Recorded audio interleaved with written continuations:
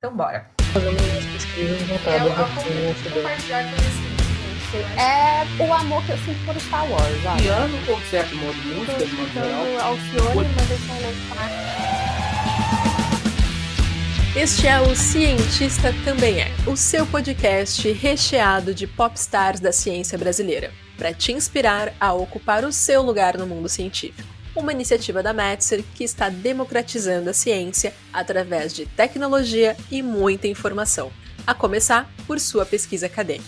Aliás, enquanto você escuta, gente, que tal dar um pulo em nosso blog? Eu tenho certeza que você vai encontrar as melhores dicas para o seu desafio acadêmico da semana.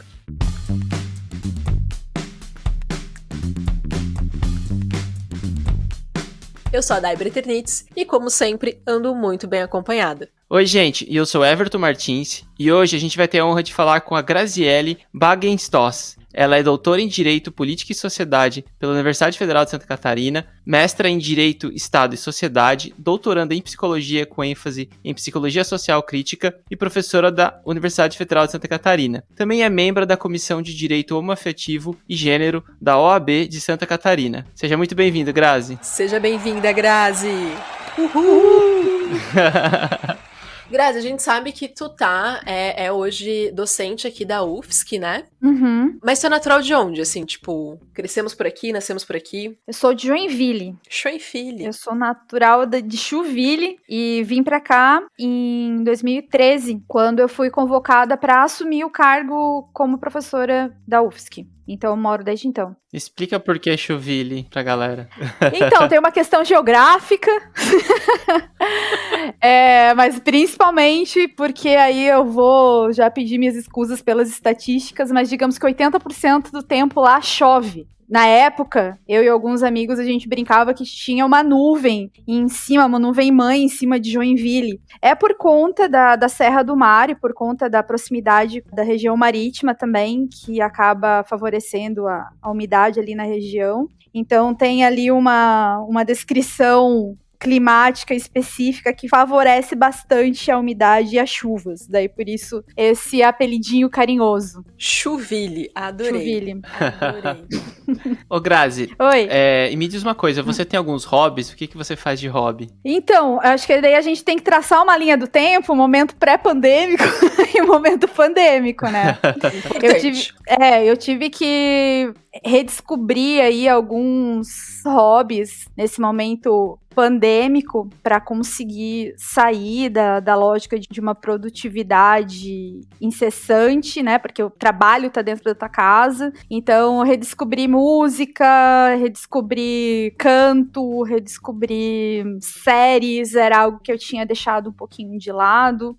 Filmes. Mas, cara, eu sou aquela pessoa que eu gosto de estudar mesmo, sabe? Então, se vocês perguntarem pra mim, Grazi, tu gosta de literatura? Eu vou dizer, olha, faz tempo que eu não leio uma literatura porque eu estou muito envolvida com textos que são textos acadêmicos que me fazem sentido. Então, eu cheguei num ponto, assim, de estudos enquanto cientista mesmo, em que eu consigo congregar o meu prazer em estudar com a minha ânsia de pesquisa, sabe? Então, hoje, por exemplo, eu sou professora do direito, mas também faço doutorado em psicologia. Então, eu gosto muito de textos que articulem essas áreas ou que falem especialmente sobre a área da psicologia. E assim, a gente pergunta sobre hobby, porque a maioria das pessoas pensa, pra matar tempo, o que eu faço da vida? E a pessoa traz o quê? Ciência! É assim! Essa é a vida de pesquisadora, amores. É assim que funciona. É muito isso. A nerd. Adoro. Mas é sensacional, acho incrível. Ready or not, here I come, you can't hide. E pensando que a ciência ela já tá nos teus hobbies, né? Já tá acho que é impregnado no modo de vida, né? Uhum. Mas se você tivesse, assim, que delimitar ou explicar a ciência pra quem tá ouvindo a gente, assim, o que você acredita que seja fazer ciência? Fazer ciência, antes de tudo, é observação. Observar o que está acontecendo. A um primeiro momento, a gente pode pensar que essa observação ela pode ser a partir de critérios neutros ou critérios objetivos, né? Estou olhando como uma entidade externa a uma realidade que eu estou observando, mas com um pouco mais de reflexão, a gente vai entender que aquilo que a gente está observando nos alerta, nos chama ao interesse a partir exatamente de quem nós somos. Então, eu observo muito a ciência, primeiro, com essa base de observação da realidade, de entender a realidade, mas com o propósito da gente também se entender. Para a gente entender a nossa própria realidade, a gente conseguir se constituir, conseguir se posicionar diante da vida que aparece diante dos nossos olhos. Então, nesse sentido, até o enviesamento epistemológico que eu tenho, de como eu conheço, né, falando aí de epistemologia, como eu conheço o mundo, como eu conheço a realidade, eu conheço o mundo a partir da minha própria existência, né, eu me coloco enquanto pesquisadora nessa observação, eu reconheço que eu tenho minhas limitações, minhas fronteiras nessas observações, mas que a partir de determinados critérios que são estabelecidos de uma forma compartilhada, coletiva, a gente pode dialogar com outras pessoas para pensar a realidade conjuntamente. Maravilhosa. Eu tô tão feliz porque essa temporada, eu acho que foi unânime até o momento, dos nossos convidados e convidadas falando sobre a importância do coletivo, né? Do Sim. não fazer ciência sozinho, não fazer pesquisa sozinhos.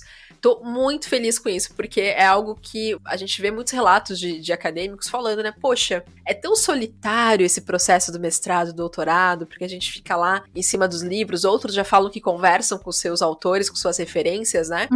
Mas ali no calor humano, no dia a dia, as pessoas expressam muito como sendo um ato solitário. Vocês estão vendo, gente, não é um ato solitário. Não. Então, assim, vocês têm a escolha de fazer isso com um bocado de gente. O lance é querer fazer e querer juntar, unir forças aí pra fazer a coisa acontecer. Sem dúvida, sem dúvida. Acho que a gente pensando no coletivo, a coisa funciona, né?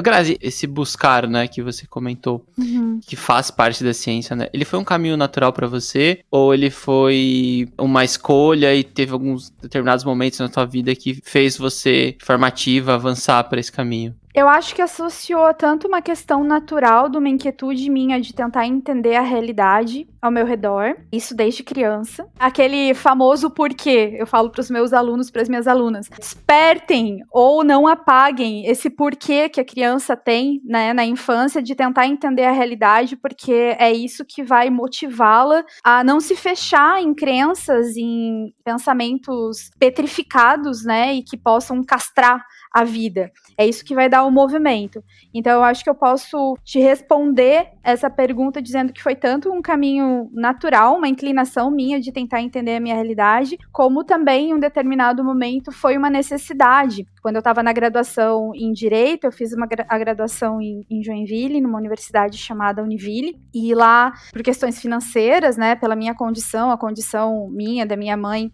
socioeconômica, eu decidi fazer a iniciação científica, porque eu recebia, desenvolvendo a pesquisa, um desconto na mensalidade. Aí eu, né, uni o útil e o necessário, o útil, necessário e o agradável, desenvolver pesquisa, que era algo que eu já tinha uma inclinação que eu gostava de fazer, e também consegui me manter na graduação, na minha formação profissional. E eu sempre imaginei, a partir disso, além de eu ter uma profissão, né, específica da área do direito, eu pensava, eu quero ser pesquisadora. Mas eu não pensava isso como algo principal da minha vida. Chegou numa época que eu pesquisei sobre a profissão de pesquisadora. Então, vejam, eu já estava, digamos, em 2000, gente, pesquisando assim, eu quero entender o que faz realmente um pesquisador, como é que é a regulamentação dessa profissão, porque eu quero me sediar, eu quero me estabelecer, porque isso é importante, dentro da área do direito isso é importante para dar respostas a políticas públicas, para ver se isso está funcionando, enfim. E já naquela época eu já estava assim,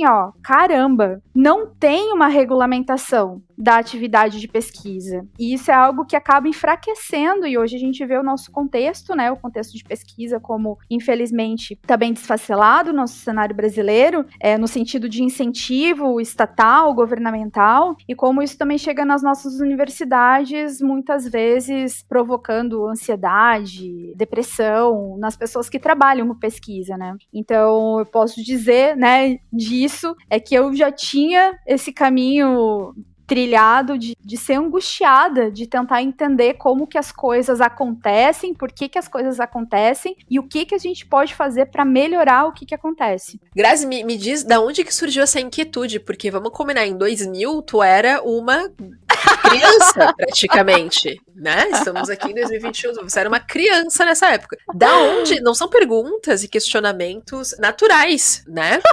Então, assim, né? A gente não vê, sei lá, conversando com a criançada, não é uma coisa que, mas peraí, né? O que faz o cientista superdotadas.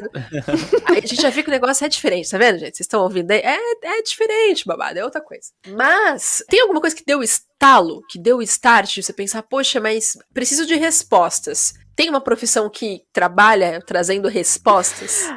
Eu sempre falo que eu entrei pelo direito procurando respostas, cara. Sempre falo isso. Bom, vamos localizar aqui, né? Em 2000, eu tava com 17 anos, tava ingressando na universidade. Criança, ingressando na universidade. E assim, não sei em que medida a gente pode colocar como natural ou não. Lá vem a Grazi aqui fazendo os questionamentos sobre os termos utilizados, né? Maravilhoso. Mas por conta da minha configuração familiar mesmo, de eu não compreender determinadas situações, eu fui criada pela minha mãe, né? Eu comentei sobre a condição socioeconômica em que a gente viveu quando eu estava na graduação e tal. Fui criada pela minha mãe, o meu pai tem uma outra família, não tive uma proximidade com meu pai, nem com a minha família também, e dentre outras questões, né, familiares específicas desse ambiente materno, eu queria entender como é que as coisas aconteciam, as relações sociais aconteciam. Então, desde muito cedo, aos 9, 10 anos, eu via minha mãe enfrentando a questão de processo, né, por conta de pensão alimentícia. Eu não entendia por que essas coisas aconteciam. Paralelamente a isso, eu estudava numa escola pública em que ali eu também percebia algumas questões bastante complicadas, como, por exemplo, exigência de entre aspas, contribuição espontânea para uma associação de pais e professores, e essa contribuição espontânea, ela era sempre cobrada, ou seja, não era espontânea. E eu percebia que os meus colegas na sala de aula, eles se sentiam muito constrangidos, porque a pessoa que cobrava isso periodicamente, ela fazia esse constrangimento. Como que você aqui não tem dinheiro para contribuir? Imagina, fazendo isso com criança. Nossa. Então eu ficava muito cabreiraça com isso já desde cedo, né, desde aquela idade ali, e eu pensava, gente, tem que fazer alguma coisa. E a minha inclinação, eu tava na dúvida se fazia medicina ou ia pro direito. Medicina muito influenciada pelo meu pai, médico, e por uma tia minha que eu admiro bastante. Mas nesse sentido, me pareceu ser mais adequado à minha realidade, entender o porquê aquelas relações sociais se davam, como é que o direito estava influenciando na minha vida. E a partir ali, aos 11 anos, ok, vou fazer direito. Então eu quero entender essa realidade, eu quero entender, e eu acho que o direito vai me dar essas respostas. Mas daí tu entra no direito, né? A gente brinca com os alunos, com as alunas, a gente entra no direito pela porta de quero fazer justiça, né? E na verdade, daí tu vai encontrar uma estrutura bastante conservadora, tu vai encontrar exatamente um modelo tradicional de Estado, de existências, de afetividades, e você dentro do direito vai, a partir disso, começar a tensionar algumas questões para, quem sabe, fazer justiça, né? Então eu acho que se teve algum start nesse momento, não necessariamente para a ciência, tá vinculado, né? Mas principalmente para profissão vinculada ao direito foi nesse momento. É percepção de mundo mesmo, né? Se ver e olhar e falar, opa, peraí, tem alguma coisa aqui que a gente precisa compreender para ver se existem outras formas de se fazer, né? Isso, exatamente. E super interessante esse ponto de buscar respostas para a realidade, né? Eu falo, Everton, que isso é algo que é um movimento necessário na academia, né? Às vezes a gente pensa academia, né? Pensa universidade, grupos de pesquisa, como aquele conjunto de pessoas que só falam sobre teorias. E às vezes é só teoria. Mas essas teorias, elas não têm um fim em si mesma. Elas têm um objetivo, elas têm uma finalidade, que é nos dar instrumentos para a gente pensar a realidade. Então, dependendo da minha posição, do meu sentido de vida, eu vou ter uma aproximação, uma compreensão melhor da vida a partir de uma determinada teoria. Uma outra pessoa vai ter um entendimento melhor a partir de uma terceira teoria. Então, nesse sentido, a teoria, ela também é instrumental, ela não é um fim em si mesma, né? Eu acho que a gente não pode perder de vista, né, ao fazer ciência, do que está em jogo. O que está em jogo é a própria vida. E o que a gente articula diante disso e pro que a gente dá prioridade. Sem dúvida, sem dúvida. Dentro desses pontos que você trouxe, assim, como possíveis motivos, né, de se fazer ciência, de se continuar indo atrás de respostas, o que te move, assim, o que faz você avançar e, digamos, levantar da cama todos os dias? Pausa para respiração. Difícil. Reflexão. Foi fundo, hein, Everton? Meu Deus. Essa é. Ninguém falou que seria fácil. Bom, nessa caminhada, né, na caminhada profissional do direito, da ciência, a gente vai muitas vezes caminhando sem perceber exatamente onde a gente vai chegar, né? A gente tem uma meta e vai caminhando. E vai chegando em outros lugares, assim. E hoje eu cheguei num lugar de compreensão da minha realidade, do meu contexto, de me entender como responsável ou corresponsável pelas pessoas que eu toco, né, pelas pessoas com quem eu tenho contato, e que de alguma forma a minha fala, a minha ação, a minha profissão, as minhas palavras, a minha presença, ela pode fazer diferença na vida das outras pessoas. E isso, falo não numa proposta emocionada ou messiânica de salvar as outras pessoas, mas uma proposta de tentar legitimar todas as vidas, inclusive a minha, sabe? Então, eu acho que aqui a gente teria mais umas 3 horas pra gente desenvolver esse raciocínio, mas eu acredito que o que me motiva bastante é eu saber que a minha atuação profissional, a minha atuação como ciência, ela faz diferença na minha vida. Eu já mudei muito a minha vida, eu tive acessos a direitos e a bens por conta do meu trabalho, e eu percebo pelo retorno que eu tenho de alunas, de alunos, de colegas, que as minhas palavras, os meus trabalhos, os meus escritos, enfim, não só os meus, mas o que eu desenvolvo também no meu núcleo de pesquisa faz diferença para as outras pessoas, dá sentido, sabe? Então, eu acho que é isso, assim, que me motiva, é encontrar sentidos e poder oferecer sentidos também de uma vida mais digna para as outras pessoas. Você estava aí pesquisando por que a Joaninha sai de um galho pro outro, olha aí. Tá aí, ó, isso vai ser o sentido da vida de alguém. Exatamente. Mas veja se tem de fato sentido lá na ponta, não é mesmo? Tem. Ou se você está aí correndo atrás da própria cauda apenas para concluir uma titulação, por favor. Tem isso. Né? Porque, enfim, o universo acadêmico durante muito tempo ele se pautou dessa forma, né? Ele se apresentou para nós nesse sentido. Olha, são metas. Você estuda, conclui suas titulações e aí você vai para o mercado de trabalho valendo enquanto um ser humano tanto, né? Exatamente. Isso, olha, aqui reduziram a jornada científica de uma galera. Sim, Dai, eu acho até, se me permita... Claro! Acho que é importante, nesse ponto me toca bastante, que algumas pessoas já me questionaram, agora não, já estão acostumadas, mas já me questionaram por que eu tô fazendo, né, tô finalizando o segundo doutorado em psicologia. Então eu tenho a minha graduação em Direito, mestrado em Direito, doutorado em Direito e iniciei em 2018 o meu doutorado em Psicologia. Muitos me perguntaram por quê, né?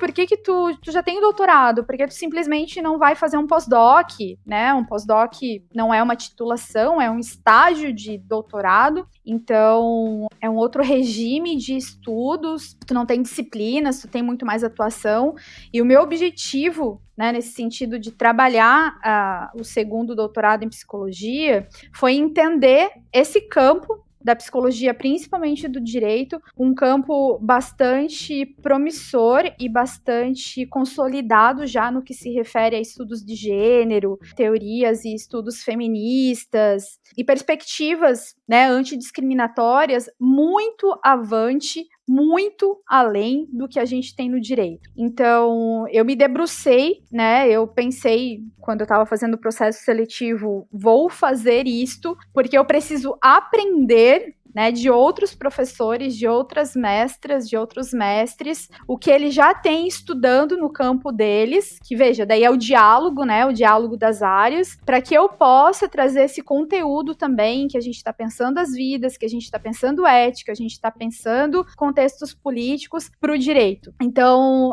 nesse sentido, né, o meu estudo da psicologia é também por uma satisfação, uma angústia minha de tentar entender como nós somos subjetivados nesse mundo, mas também para dar um respaldo ao que eu já estava iniciando antes de começar o doutorado em psicologia, que foi trabalhar com movimentos feministas dentro do direito, que já foi algo inovatório ali na UFSC. E assim a gente começa o nosso segundo bloco do podcast sobre jornada acadêmica.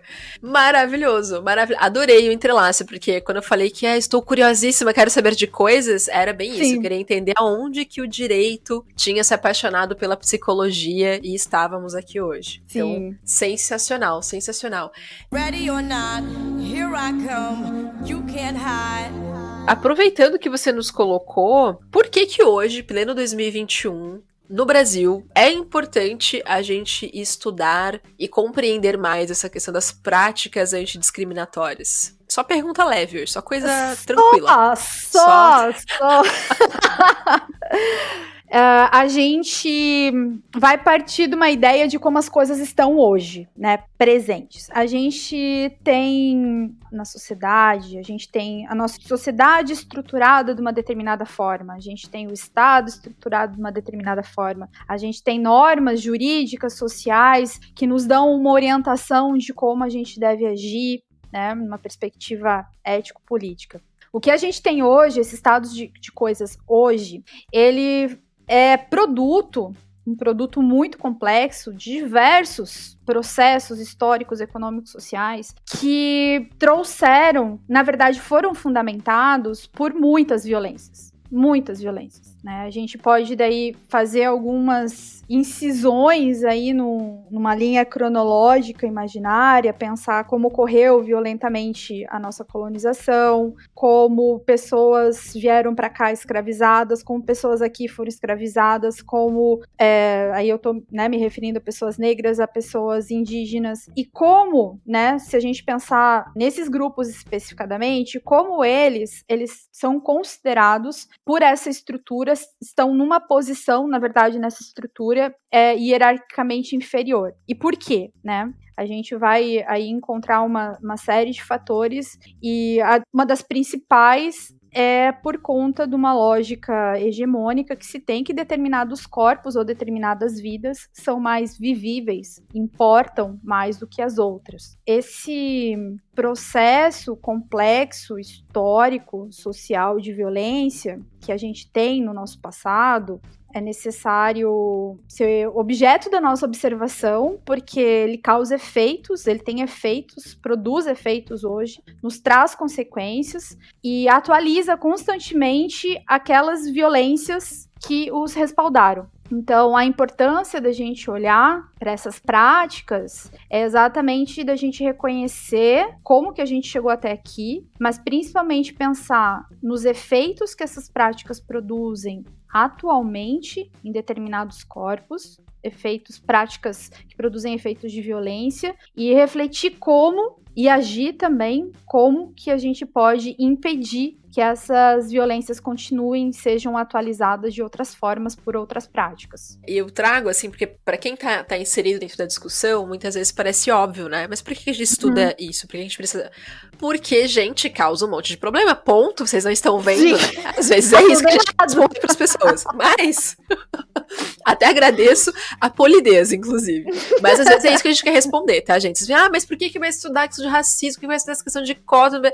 Porque causa um monte de problema. E a gente tem que trazer o problema pra roda, porque a gente tem que conhecer profundamente quais são as raízes desses problemas, e a gente tem que conseguir se indignar com isso, né? E não vir com aquela desculpinha, mas eu não tem nada a ver que o meu tataravô era Bandeirantes, ou que ele tava fazendo alguma esbórnia por aí. Tudo bem, você, enquanto, né, geração atual que tá aqui vivenciando esse mundo, você não tem culpa do que o antepassado colocou. Mas você está inserido numa sociedade que talvez, assim, eu espero muito que você não concorde, você se indigne, você não esteja de acordo com essas práticas serem replicadas ao longo da nossa vivência, né? E a melhor forma da gente fazer isso, de fato, é olhar com carinho, ver que, ok, isso aqui aconteceu, né? Vamos sair do negacionismo primeiro. Isso aqui de fato aconteceu. Segundo, isso aqui de fato me incomoda. E agora, o que eu posso fazer para? Porque tem uma galerinha também dando uma desculpinha aí de que, eu não tem nada a ver com isso. Eu não sou a pessoa que vou desrespeitar, eu não sou a pessoa que vou lá, vou xingar, e que eu não vou não sei o quê. Tem até amigos que são isso, aquilo outro. Achando que tá isento do rolê, né? Gente, a inação é a mesma coisa que você concordar com o status quo. Falar, beleza, eu não vou fazer nada pra mudar, também não vou fazer nada pra que isso se perpetue, vai ficar aí. Sim. Então é essa brincadeira. E aí, de novo, aproveito pra fazer uma remendinha lá no início da nossa conversa, que por que esse podcast ele existe, né? A gente quer sim humanizar a figura do cientista através dele, mas também aproveitar as deixas e trazer esses debates pra roda, né? Pra quem tá ouvindo a gente poder parar e falar, opa, isso aqui é uma questão, e talvez eu possa me debruçar em cima dela, ou talvez ela possa afetar diretamente minhas vivências, né? Ô, Dai, Diga. Isso que você fala sobre, né, o argumento de que, não tem nada a ver com isso. Isso tá vinculado àquela ideia que a gente falou também sobre fazer ciência, que não se faz sozinho, né? É importante a gente refletir que a nossa vida a gente não faz sozinho. Existe uma lógica, que é uma lógica que busca nos alocar uma perspectiva muito individualizada e uma perspectiva muito momentânea, que ela não existe, porque a gente está vinculado num corpo social, num corpo político, e a gente também está vinculado com o passado, né? Então a gente tem aí uma coletividade, se eu posso dizer, presente e passada, que, de alguma forma, nos traz até onde a gente está. E é importante a gente fazer esse reconhecimento. Tem alguns autores que trabalham, além da diversidade enquanto uma condição humana, trabalham também a nossa dependência dos outros enquanto uma condição humana. Autores vão trabalhar com a ideia de vulnerabilidade ou precariedade e como nós somos vulneráveis nesse sentido de que, isoladamente, a gente não dá conta de nada. A gente precisa de uma rede de apoio, a gente precisa de uma rede de apoio que se refira à questão econômica, à questão infraestrutural, à questão comunicativa, à questão científica. A gente vive a partir das outras pessoas e a gente também se reconhece a partir do outro. Então, não é só uma questão prática, necessariamente colocando, assim, do dia a dia, mas é uma questão da gente se entender enquanto ser humano mesmo, né? Essa necessidade do outro, dele me reconhecer para que eu me sinta pertencente num determinado espaço e a partir daí, enfim, eu possa exercer minhas funções ou viver minha vida naquele determinado ambiente. Mas esse é um movimento bastante importante de reflexão de que a gente não tá sozinho, né? A gente tá num coletivo, além de estar pensando coletivamente, a gente precisa desse diálogo coletivo, a gente precisa conversar com essa coletividade e a gente precisa reconhecer também que antes dessa coletividade atual já tinha uma coletividade anterior. Então, o que a gente tem hoje é um produto desses diversos processos que eu comentei e que a gente não simplesmente caiu da estrelinha e agora, ok, sou cientista. Não, tem toda uma história por trás disso. Tem várias pessoas que me ajudaram a estar aqui. Eu não penso sozinha tudo que eu tô falando. Então, eu acho que esse movimento, né, das pessoas se isolarem nesse discurso mais individualista, também é uma fuga para não cair na ideia da culpa, né? Eu sou culpado por conta disso, eu não tenho culpa. Eu sempre oriento também as minhas turmas para não não cair nesse discurso de culpa, né, que tu vai se paralisar, aquilo ali vai de alguma forma te mobilizar para tu não fazer nada. Eu faço sempre a sugestão de trocar a culpa pela responsabilidade. Ok, eu tive determinados acessos, eu tive privilégios e agora eu ocupo uma determinada posição. Ok, eu, consciente dessa coletividade, desses processos históricos, o que eu posso fazer? Daí é o pensar coletivo, aí é o pensar nas vidas que eu tô tocando, é pensar as vidas que eu tô afetando, porque como você mesmo falou, eu tô agindo de alguma forma. Se eu agir nesse discurso detergente, que é o discurso neutro, eu vou estar agindo de alguma forma inclinada para alguma direção. Então é importante nessa ação ter a consciência de qual é o direcionamento que você está agindo, que você está tendo quando você age, quando você trabalha, enfim, quando você toca as outras pessoas. Então, trocar a culpa por responsabilidade. Isso muda uma chavezinha e muda toda a forma da gente perceber a vida. Sem dúvida, né? E como a gente precisa e deve ter um papel ativo sobre o nosso caminhar, né? Uhum.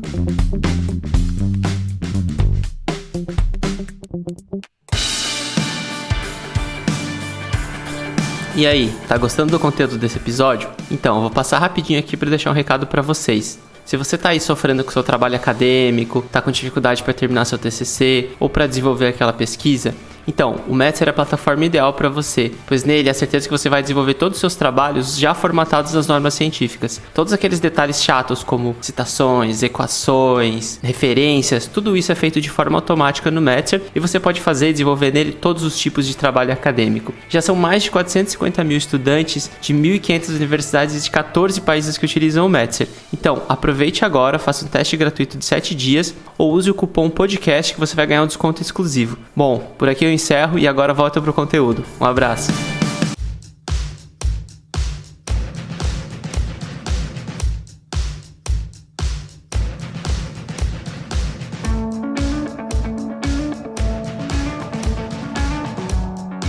Bom, Grazi já colocou aqui pra gente que pensa, né, no que fazer, como é regulamentado ou não desde os 17 anos nesse universo da pesquisa.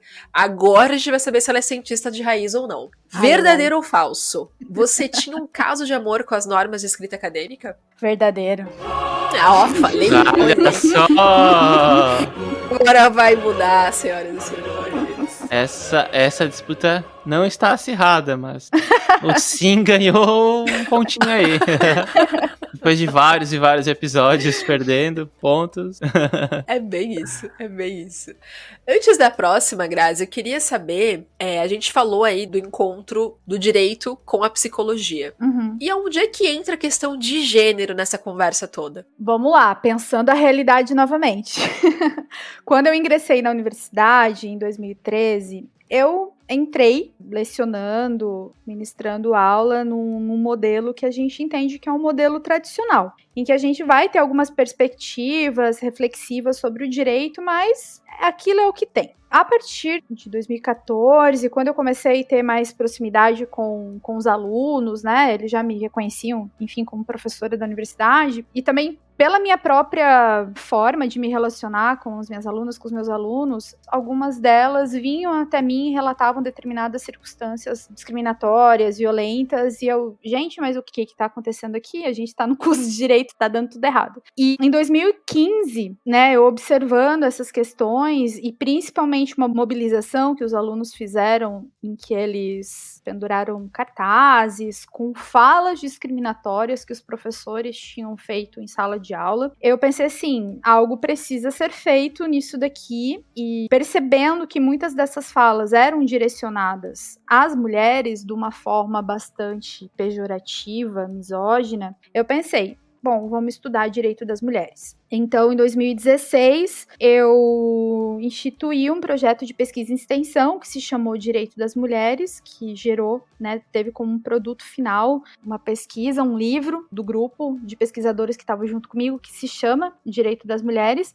Mas ali a gente percebeu que falar sobre direito das mulheres era muito pouco diante da realidade que aparecia pra gente. Explico. Quando a gente fala sobre direito das mulheres, ou o direito como um todo, a gente está olhando para as normas jurídicas, a gente está pensando em como o Estado estabelece essas orientações de conduta. E a minha preocupação naquele momento era ir além disso. A minha preocupação deixou de ser as normas e passou a ser as vidas. Então, eu, refletindo sobre isso, pensei, não dá mais para a gente falar sobre direito das mulheres. É necessário a gente pegar essa articulação, esse tensionamento que existe do direito com a vida e refletir sobre essa contraposição. Então, a partir de 2017, daí eu comecei uma outra linha de direcionamento de estudos, que se denomina Direito e Feminismos, e a partir disso,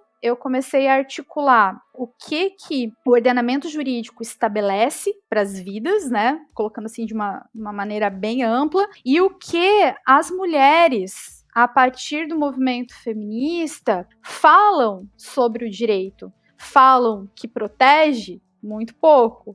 A maior parte, né, as vozes dos feminismos vão dizer que o direito produz mais violências do que protege. E daí vai vir a denúncia de quais vidas que o direito acaba protegendo, né? Quais vidas acabam sendo privilegiadas por conta da estrutura jurídica. Enfim, a partir disso, então, engrena um grande debate, né, de tensionamento entre normas e esse movimento social que são os feminismos. E até então eu não tinha enfrentado detidamente a temática gênero, né, porque é uma categoria bastante plurima. Diversas autoras, diversos autores trazem noções diferentes do que é gênero. E eu comecei a trabalhar isso mais a partir de 2019, quando eu comecei a pesquisar sobre feminismos lésbicos, sobre a comunidade LGBT+, enfim, a compreender que está tudo conectado. Então, disso, né, em 2018, como eu comentei, eu tive o meu ingresso no curso de psicologia da UFSC, e a partir de lá, diálogos com as professoras, com as minhas colegas, percebi o quanto de riqueza além que existe, né, e como a vida pode ser considerada e como ela pode ser respeitada, e desde então eu venho fazendo essa comunicação entre as áreas. E é muito mais uma comunicação da psicologia enquanto um espaço em que se busca o respeito pela vida para com o direito, de uma forma a forçar o direito a respeitar a vida, né? Não é muito o direito para a psicologia, é muito mais da psicologia para o direito. Arrasane. Ready or not, here I come, you can't hide. Eu queria conhecer um pouquinho, porque eu acredito que esse faça parte do seu objeto de pesquisa, Grazi. Eu, na verdade, queria saber o que Lilith tem para nos dizer. Então, vamos lá. Lilith não está mais entre nós, isso é importante ser considerado. Sim. Lilith teve seu tempo de vida aí de 2017 até agora, 2020, e foi um período bastante importante em que o Lilith, enquanto núcleo de pesquisa, teve uma produção bastante necessária e fundamental para refletir esse tensionamento entre direito e feminismos, mas muito impulsionado por essas ondas tecnológicas que a gente está percebendo, inclusive de disputas de narrativas sobre feminismos dentro das redes sociais. Lilith cedeu espaço para um outro núcleo, que agora se chama o Despolítica, que é núcleo de pesquisas em direitos, subjetividades e política. E o objetivo daí desse núcleo, né, agradecendo com bastante reverência o Lilith, é não focar somente em direito e feminismos, mas perceber como os feminismos dentro dessa arena de disputa de narrativas vai se estabelecendo a partir dessas práticas, né? Principalmente de dentro do direito. Então, Lilith aí tem a nossa reverência, o nosso agradecimento, mas não está mais entre nós, cedeu lugar aí para o Despolítica, que veio um pouco mais aberto para trabalhar também as questões de subjetividade que são produzidas pela política, pelo direito, incluindo aí direito e feminismos. Maravilhoso. Ciência sempre acompanhando o que a gente tá vivendo, né? Sem dúvida, tem que estar ligado, Everton. Tem que estar ligado. Ready or not, here I come. You can't hide. Grazi, lá atrás, no momento que você estava falando sobre esse processo de caminho natural, né, que pra ciência, se foi uma escolha, você falou, não, eu botei como uma meta, botei como uma visão e depois eu fui seguindo, fui indo atrás, né, e trazendo essa coisa de meta, assim, né, existe uma cereja de bolo, assim, existe um lugar inalcançável que você busca chegar profissionalmente, né, ou pessoalmente, assim, com o seu processo de pesquisa, com o seu fazer ciência? Eu acho que todo cientista quer melhorar o mundo, né? Eu acho que isso seria um objetivo, melhorar para todos e para todas. Mas a gente encontra, obviamente, uma realidade na nossa frente, né? E que isso acaba modulando as nossas perspectivas. O que eu posso te responder é que eu não imaginei chegar onde eu estou hoje, né? Então, onde eu estou já é uma grande novidade. Eu sou muito grata por isso. Inicialmente, quando eu estava na graduação, eu pensava em fazer pesquisa, mas não era o meu foco principal. Apesar de naquele momento já ser algo bastante importante, como eu mencionei para vocês, eu queria ser a famosa magistrada ou promotora de justiça, né?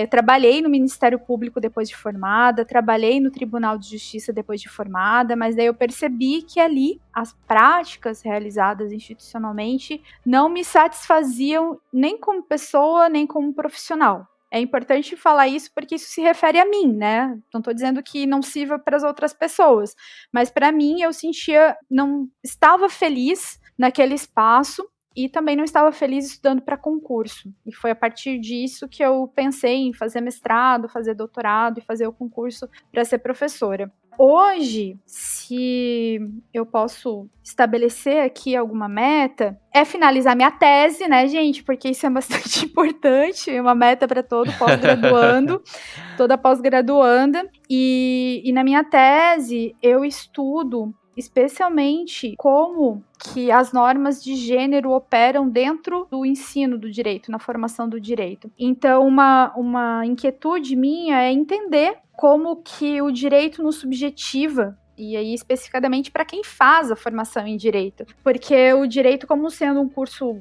tradicional, sendo um curso muitas vezes conservador, em que a gente vai ouvir e a gente vai perceber muitos comportamentos violentos, isso afeta a nossa subjetividade, isso afeta as nossas escolhas, isso afeta a nossa sensação de pertencimento, enfim, afeta o nosso projeto de vida, né? E a minha inquietude nesse momento é entender como que o direito, nesse sentido, afeta determinadas pessoas que eu vou entrevistar, vou pesquisar na minha tese. E eu acho que essa é a minha grande angústia atual, não teria alguma outra. E assim, daqui a um ano, Everton, tu vai me fazer a pergunta, eu vou ter uma outra coisa para te responder. Mas hoje, como eu tô com foco na tese, é essa a resposta. Boa. Já deixou o gancho aí. Então, daqui a um ano a gente vai fazer de novo essa pergunta, hein? Veja. Deixou brecha, já era, você viu, né? Não dá nem tempo. Ready or not, here I come. You can't hide. Bom, e assim, a gente costuma brincar que o nosso podcast, ele é o hall da fama, né, dos popstars da ciência aqui. E aí eu queria saber agora quais são os teus ídolos de carne e osso desse universo científico. Olha, eu vou falar que são a minha professora, meu professor orientador, a professora Maria Juraci Tonelli, professora da psicologia, e meu professor orientador, professor João Manuel de Oliveira. Eles são, além de profissionais, muito qualificados, né? Não sou eu que digo, o Lattes deles diz isso, o nome deles tem um peso bastante grande, mas eles são também pessoas, seres humanos, né? Porque cientista é isso, né, gente? Cientista é ser humano. Eles são seres humanos que, com todo o cuidado, na verdade, de me conduzir, né, no doutoramento em psicologia, eles souberam com muita delicadeza e com muito cuidado me passar teorias e passar sentidos e passar possibilidades de como eu poderia transitar no espaço do meu doutoramento de uma forma muito humana, sabe? Então, se alguém hoje eu tenho como referência, são elas, a minha professora Maria Juraci e o professor João. Exatamente por essa condução, a gente trabalha muito questionando alguns critérios da própria ciência, né? Porque a ciência a gente também pode botar num plano de disputa do que é ciência, como que faz ciência, como fazer ciência sem violentar corpos, enfim. E eles tiveram uma unidade muito grande em trabalhar comigo e respeitando, inclusive, as minhas limitações e as minhas fronteiras nesse processo. Então, são eles, assim, são meus exemplos e amo eles demais. A gente escuta aqui com muita recorrência, assim, como os orientadores e as pessoas que estavam, vou chamar assim, de juntos nos momentos difíceis são importantes, né? E são os principais heróis de carne e osso, né? Uhum. Os orientadores sempre são citados aqui, né, Dai? Ai, que bom. É verdade, é verdade. Legal. E é fundamental, né? Porque vamos combinar que a grande maioria das pessoas que estão na universidade não nasceram dentro dela, né? A gente tem um percentual aí maravilhoso de pessoas que já vêm de famílias de acadêmicos, já sabe o que vai esperar, já recebe todo um preparo, um feedback ao longo da educação, né? Ao longo do seu crescimento. E tem uma galera que simplesmente olhou e falou, então, eu quero esse desafio pra mim, não sei como é que vai ser feito, mas eu vou dar jeito. E a gente tem que entender todo aquele rigor, tem que compreender toda aquela forma de lidar, de se portar, de acessar as pessoas e tudo mais. E às vezes, se não tem alguém pra sentar do seu lado e falar assim, olha, você tá dando a cabeçada aqui nessa parede, mas não é aqui, é aqui. E te mostrar, de fato, né, aonde que você tem que colocar a tua energia, às vezes a gente simplesmente abandona e, de fato, acredita que aquilo não é pra gente, né? E não que existam várias formas de vivenciar essa jornada. Então, de fato, os professores, professoras, colegas, essas pessoas que a gente encontra ao longo da jornada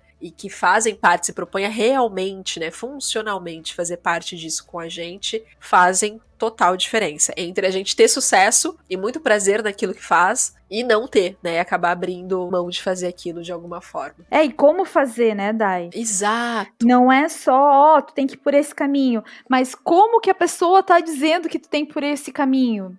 Eu acho que, acima de tudo, estabelecer essa relação humana, né, entre professor e aluno, entre pesquisadores, aquela ideia que eu comentei de não perder de vista o que realmente vale a pena, né? O que realmente é importante no meio dessa parada toda, né? Exato. E Grazi, já que a gente falou aqui de ter essas pessoas que nos ajudam no caminho, né? Deixa um ensinamento aqui, uma dica, alguma reflexão para quem tá lá no início da jornada acadêmica, que tá lá no ensino médio ainda, ou tá saindo da graduação agora e tá pensando se continua ou não num processo de pós-graduação. Tu pode falar pra gente? Eu posso falar primeiro que, por mais que seja um processo, que sim, é um processo coletivo, né, um processo compartilhado, em muitos momentos a gente vai estar sozinha, em muitos momentos a gente vai estar sozinho e tá tudo bem, né.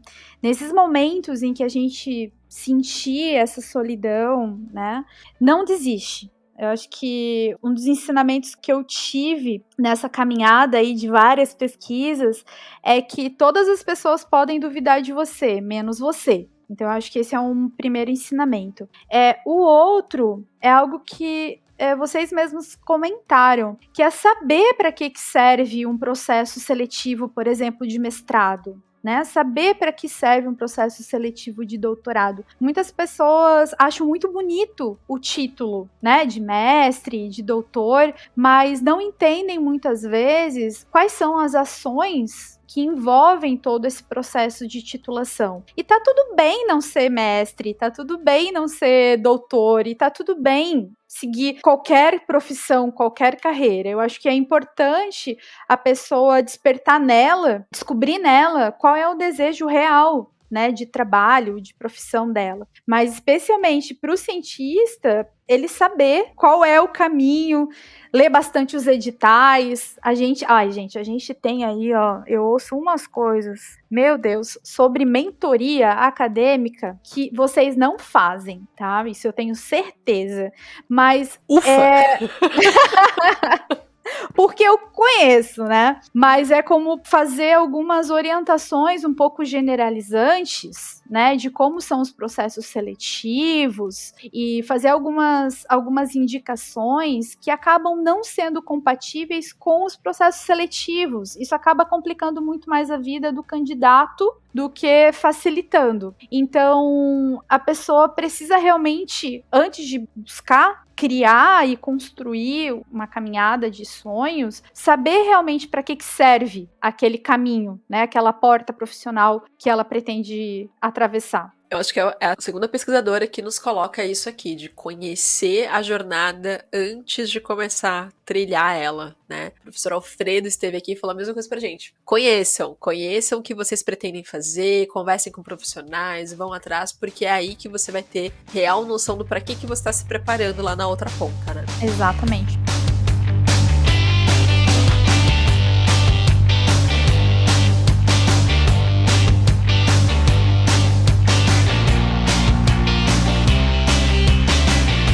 Vamos agora para uma série que a gente gosta muito, muito, muito mesmo, pra gente diminuir a pressão também e terminar aqui com outros ensinamentos pra essa galera que tá ouvindo a gente, que é o importante pra sua formação. Então, Grazi, a gente vai te solicitar alguns itens e a gente gostaria que você compartilhasse com a gente alguns que marcaram a tua jornada, a tua trajetória de alguma forma, que você acha que vai ser muito útil ou vai ter aí um efeito muito semelhante nas nossas vidinhas por aqui, tá bom? Uhum. Então, pra gente começar, tá, Grazi? Indica pra gente aí um livro que foi importante pra você. Um livro, o livro Esferas da Insurreição da Sueli Honig. Esse é um livro bastante interessante, porque ele me localizou, principalmente em 2018, 2019, enquanto eu tava me questionando exatamente isso que a Dai colocou, o meu lugar no mundo. Eu não sou uma pessoa partidário-política, né? Eu sou uma pessoa partidária. Dentro de uma estrutura estatal, digamos assim, eu não sou a pessoa que vai querer mobilizar massas, que vai querer,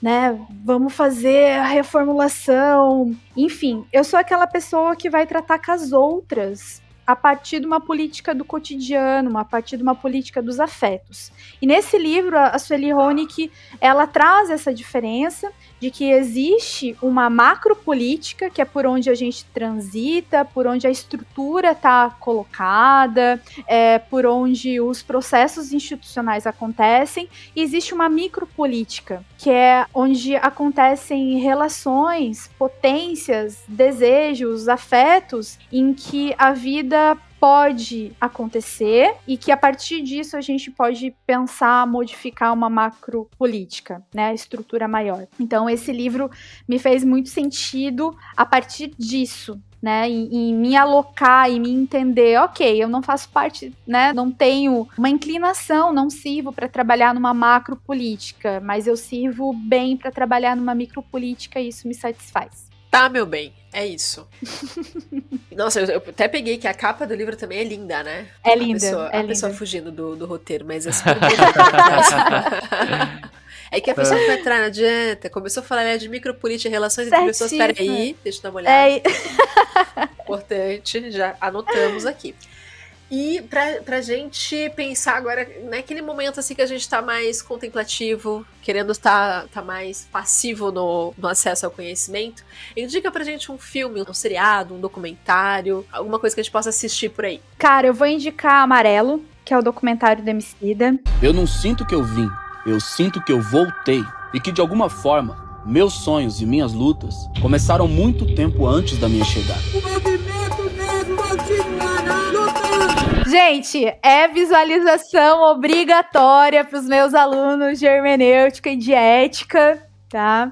Então, esse documentário, além de ser, né, um documentário que vai percorrer uma narrativa da existência do Emicida, do trabalho dele, não é só isso. Ele faz um resgate necessário, responsável, histórico da nossa história. E ele vai articular isso de uma maneira muito competente, pensando a nossa estrutura social, sabe? E vai vincular muitas questões relacionadas ao direito. Então, por conta disso, é um documentário, não vou falar mais nada, mas é um documentário muito lindo e muito necessário. Para mim, é realmente uma bibliografia obrigatória. É lindo demais, né? Uhum. E é o tipo de documentário que, assim, quem não está num bom dia, emocionalmente falando, deixa para outro dia. Tem que estar equilibrado naquele dia para acessar, porque tem muita coisa que faz a gente questionar se a gente também não tá se omitindo, sabe? De alguns debates que são colocados ali. Sim. Então é legal ir com um senso crítico equilibrado pra não passar na conta, né?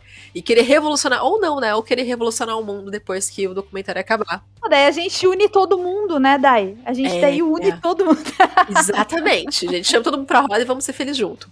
Sim. É sensacional. De fato, é uma indicação, assim, maravilhosa. Eu acho legal também, acho que isso é uma nota sobre o Amarelo, é que ele é uma obra muito maior, né? Não é só o documentário, tem o disco e tem outras produções também. Acho que vale a pena consumir tudo. Verdade. E Grazi, qual que é a sua comida favorita? Ai, gente. Vai ser a pergunta mais difícil, Everton. Como assim, Brasil? Vai ser sim, vai ser sim. Ai, eu adoro batata frita. Olha aí. Não é a primeira também. Eu acho que foi a Isabela? Eu acho que foi a Isabela que soltou essa também, não foi? Ou a Roberta, eu não lembro. Teve mais gente que falou sobre. Tem uma galera, batata frita tá aí como a preferida daqui a pouco, ó. É que a gente pensa assim, o que eu prefiro, né? Será que é pro meu organismo? Daí tem todos esses questionamentos assim, o que meu organismo prefere pra ele conseguir digerir melhor? Não, mas eu gosto mesmo de uma batata frita com alecrim, assim, fritinho também, com maionese verde, gente, só sucesso. Mas, meu Deus do céu, mas já é o prato completo. Assim. Não é com certeza, frita, né? Com certeza. A batata frita. Maravilhosa. E é muito bom como funciona a cabeça de pesquisadoras, né? Porque assim, o que você mais gosta de comer? Não, peraí, hoje é quarta-feira, minha melhor digestão será se eu comer... Não. Os jovens que estão ouvindo a gente já bate ali, ó, no estômago na hora. Fala, peraí, o que tem no iFood aqui? É isso aqui que eu quero. É assim, gente. Ai, maravilhoso, adorei. E, sem ser amarelo agora, porque, né, falamos do documentário, já meio que subentende-se que, de fato, é um som incrível, do Emicida, no caso. Mas fala pra gente aí uma trilha sonora, um artista, uma banda, enfim, alguém, assim, que a gente tem muito que ouvir. O podcast que eu gosto, eu ouvia bastante, até meados do ano passado, eu ouvia Casacas. Agora é o cientista também tá, gente? Esse é o favorito agora da Grazi, ela já me contou tá nos bastidores. Já tá aqui. Gente, Fudis, por favor, ouçam. Ready or not, here I come. You can't hide. Gonna find you and take it slowly. Eu comecei a ouvir um rockzinho dos anos 90 pra localizar minha memória naquela época. Uma época mais tranquila e que as coisas eram um tanto quanto mais estáveis, talvez a partir da minha percepção. Linkin Park fez muita diferença na minha vida na graduação. As músicas de lá já estavam me preparando para agora, para este momento. Fato. É muito atual, né? Inclusive. Muito, muito, muito.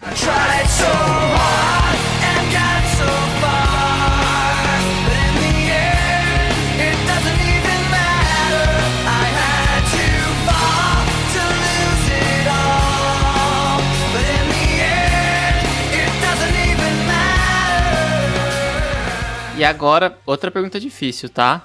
Aí ele extrapolou. Qual que é o seu lugar preferido no mundo? É na minha casa.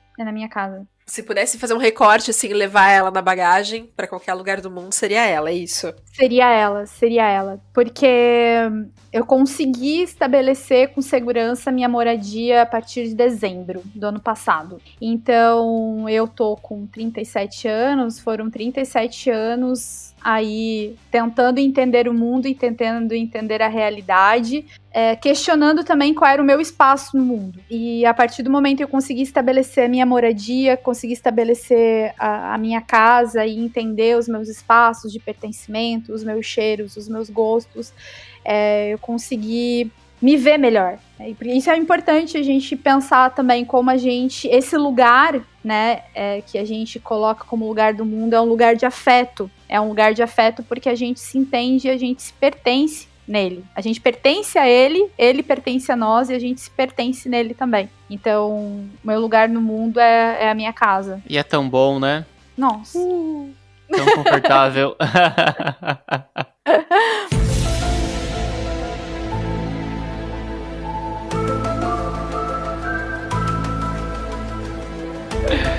Agora, eu vou fazer uma outra pergunta polêmica, tá? Uhum. Conta pra gente aqui, qual que é a anticiência, pseudociência, teoria da conspiração mais absurda que você já ouviu?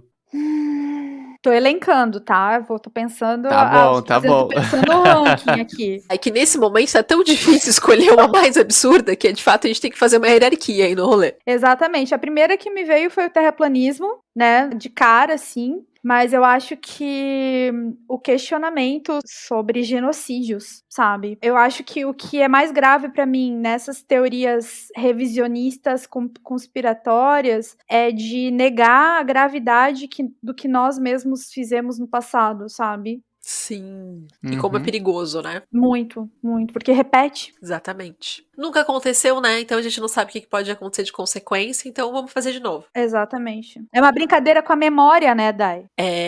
Isso é muito grave, porque isso pega a nossa memória, a compreensão de quem a gente é, daí já vinculando com o documentário amarelo, que é importante fazer esse resgate.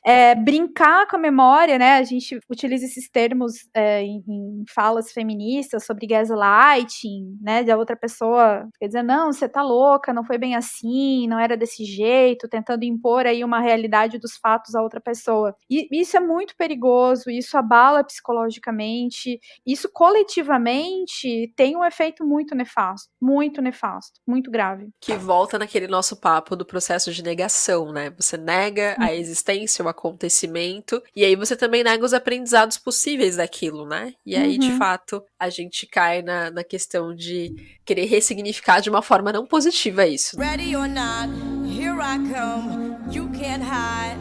Grazi, não que a gente queira, porque a gente nunca quer. A gente quer sempre raptar vocês, assim, do planeta e ficar só com a gente conversando o resto do dia. Nós somos assim, a gente fica meio egoísta, gente. Desculpa aí, mas a gente fica meio egoísta. Mas a gente tá encerrando o nosso episódio, então fica à vontade pra conversar, dizer aí as suas últimas palavras neste episódio com a gente, porque a gente já deixou spoiler aí que vai rolar outro, hein, gente? Pelo menos mais um vai rolar. Opa! Vai. Vou perguntar a meta do próximo ano, né? Já vou preparar, Everton. Já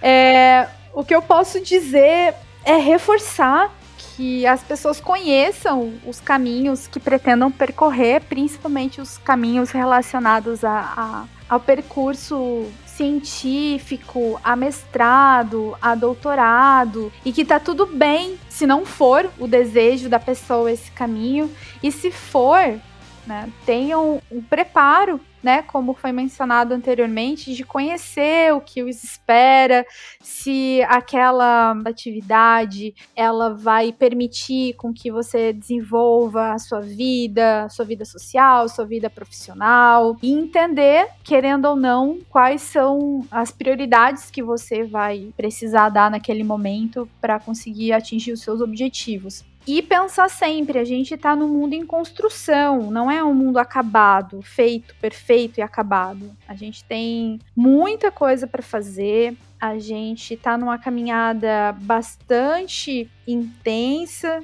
principalmente aqui no Brasil, no que se refere à ciência. E quanto mais gente, né, entrar nessa caminhada, melhor, que a gente precisa de pessoas junto, lutando ao lado, mas não desistam. Eu acho que esse é o principal, sabe? Se esse é o desejo, se entrar para a ciência é o desejo real da pessoa, não desistam. E a gente tá aqui esperando para dialogar, para conversar, para trocar ideia, enfim, coletivamente que a gente acontece. Olha essa frase de encerramento, é coletivamente que a gente acontece. Já vai virar uma camiseta. Passa. Já vai virar uma camiseta. Imagina!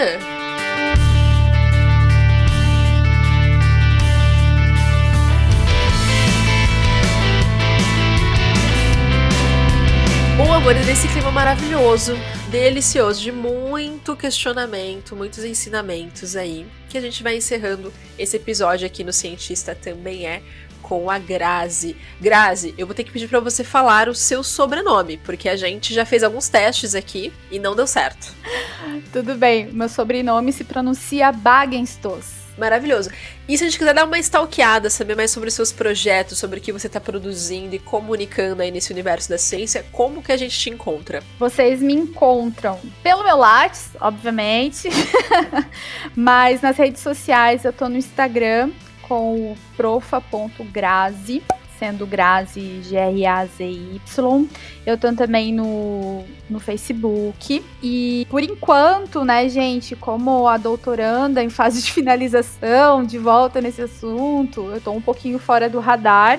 Mas tem alguma produção minha já colocada no academia.edu também. Só buscar pelo nome e vocês acham minhas produções por lá também. Boa! Sem desculpas pra conhecer mais, hein? Sem desculpas.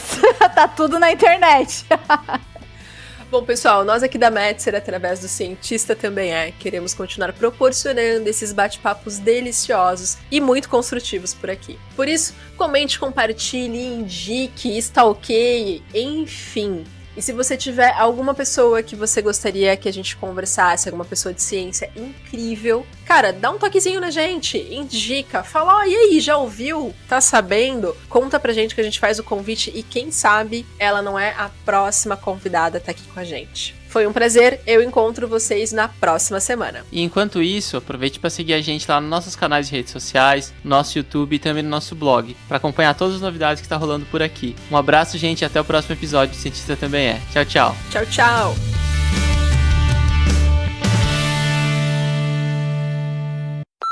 E o que a gente pode fazer para melhorar o que acontece? Tá. O que eu tava fazendo? Adivinhem o que eu tava fazendo. Eu tô com o microfone fechado. Porque essa é a realidade, não é mesmo? Créditos para o final.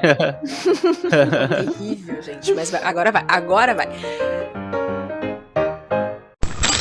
Este podcast foi editado por Dente de Leão.